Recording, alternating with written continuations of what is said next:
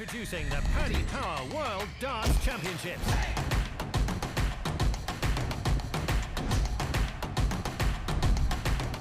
Welcome back to Online Darts, everyone. The build-up to the World Championship, and we've got the one and only Mr. Phil Taylor. Phil, thanks for inviting me around to have a chat about the World Championship. Chatting a cup of coffee. Yeah.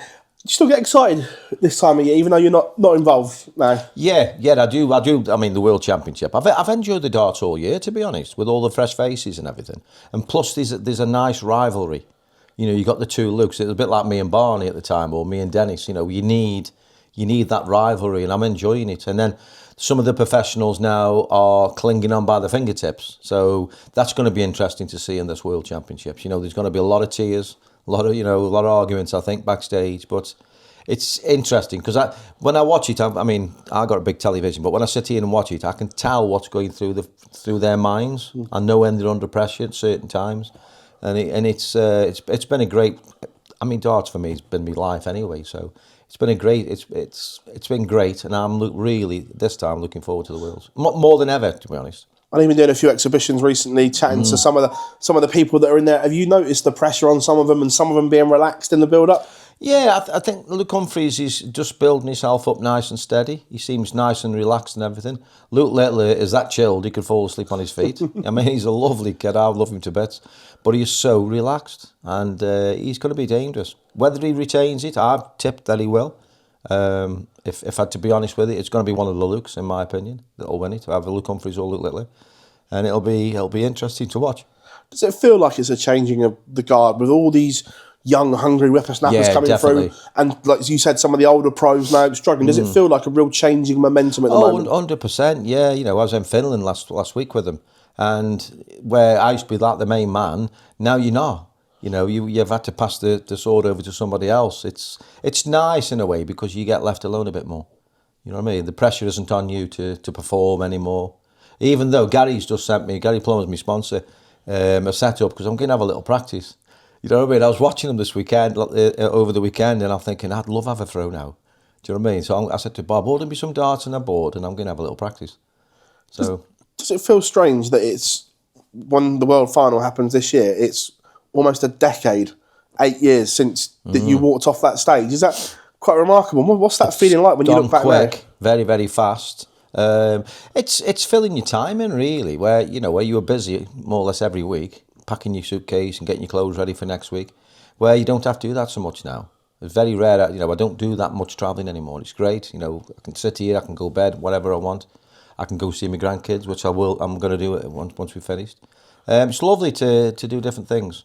Living just outside Stoke, this quiet little life that you have, isn't it nice just being Phil Taylor again and not Phil the Power almost? Is that nice just being Phil? Absolutely fantastic, honestly. If anybody who's been on the road there's many years where I have will understand, your reps and your businessmen, what are in hotels week in and week out, they'll totally agree with me. Where there's be some people thinking, I'd have loved done that, which was great. It's a great life.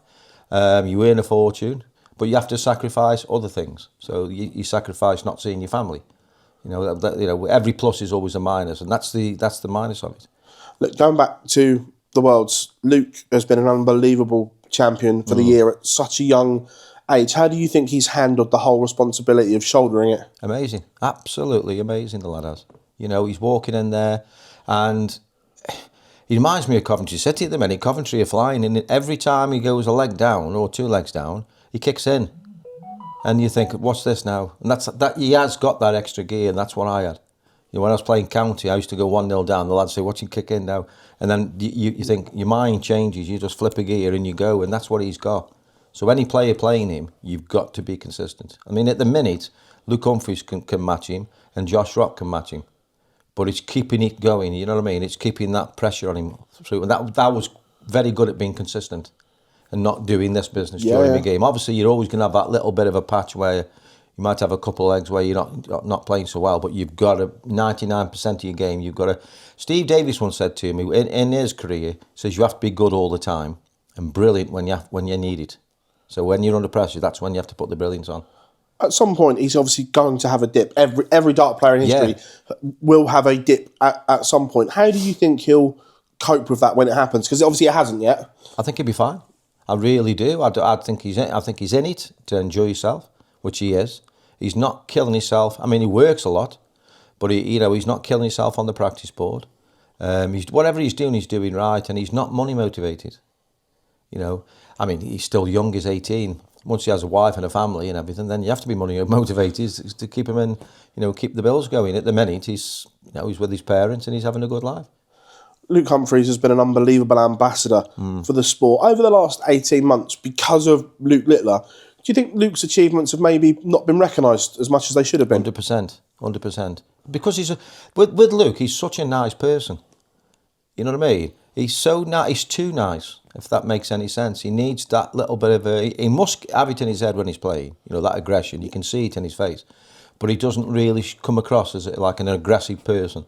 And you know what I mean? He's so nice. And his wife as well, Kaylee, they really are nice people. And sometimes to be world champion, multiple world champion, you have to have that little bit of a naughty streak in you. Do you think it's there? Do you think he can be multiple world champion? I think he's after it. 100% he's after it. Yeah, he's focusing now. Even in the practice room, he's practicing serious.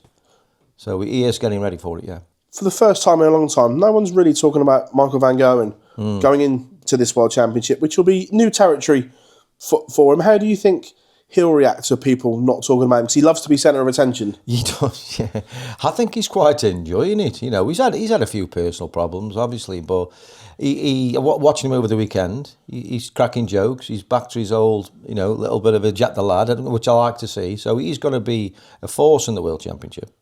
If people take their eye off him, he can relax a little bit. There's no pressure on him. So he'll be a tough cookie to beat, he will. How do you reinvent yourself like Michael's obviously got to now? Because he got to the top of the mountain, he's come down a little bit. Yeah. It happened to you, you got to the top, you got some rivals, but you always found a way to get back to them and get back to the top. How does Michael do that? Sit, think, study. I used to study a lot of other sports people. I'd watch if they did documentaries about their life, I'd watch it. The little things, what can make it a little bit better, like cooking my own food in my room.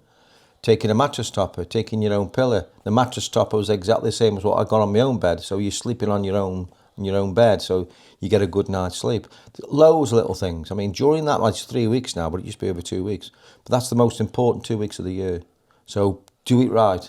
Don't eat out of restaurants or your possibility you could get food poisoning. And you don't want that at this time of the year, especially with the World Championship. So do everything right. And I got that from the bodybuilders.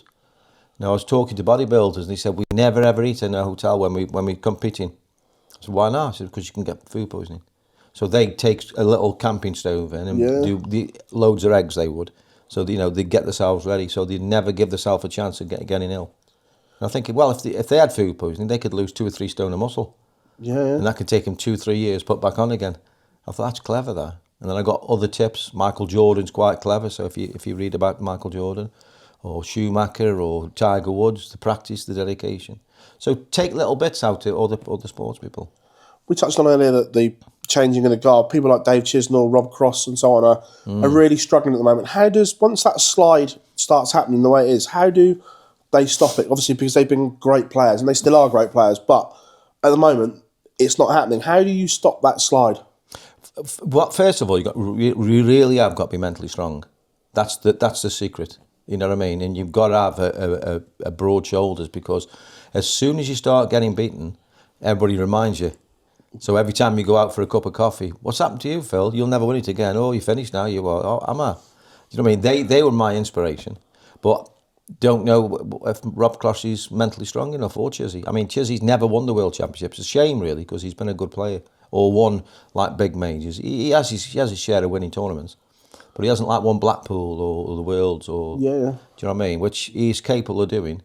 But I don't know what his mindset's like now. What I don't really see Dave. So winning the World Championships is tough to do at once. But only 3 of you have ever defended the PDC World Championship. What makes defending it almost seem harder than winning it? I don't know, really. I mean, I didn't really have a lot of problems with it. Yeah. Do you know what I mean? I've just went in, and what you've got to do, if it's Luke Humphries, Luke Littler, Gary, whatever, is don't think about the draw. Think about the draw for the person you're playing that day. That's all I used to do. And then I'd say, who have I got in the next round? I wouldn't know. I could have Phil Bars or John Lowe. It didn't make no difference to me. And just beat the player as you go along. And if you can, start here and then gradually climb your averages, climbing up. So you're saving yourself. Play the player. Don't kill yourself every round. Just beat the player, and then try and get your form up. Get as much rest as you can during the week, because tiredness is a killer for a dart player. If you're not sleeping right or whatever, then make sure you're getting a good night's sleep. Make sure you're wide awake. You know what it's like when your eyes are tired. You've been on a computer, and that's exactly the same on a dartboard. Do you think Gary Anderson has another world title in him, or do you think we've seen the best of the Flying Scotsman now? I think we've seen the best now. Because his age is creeping up. His eyesight's not the same as it used to be. Gary can still win a world championship, of course he can. But it would be very difficult. It would now. Peter Wright, another one that's struggled again. He's told me he's going to win it. I know. He's very. You can't knock his confidence. He said the same to us last time we saw it, and that inner belief is that key. Because although he's not playing well, he still believes he can compete. Is that the key? Yeah. Well, you've got to have. Obviously, if your mind isn't right, then you ain't going to win it. You've got to go in that world championship knowing that you can win it.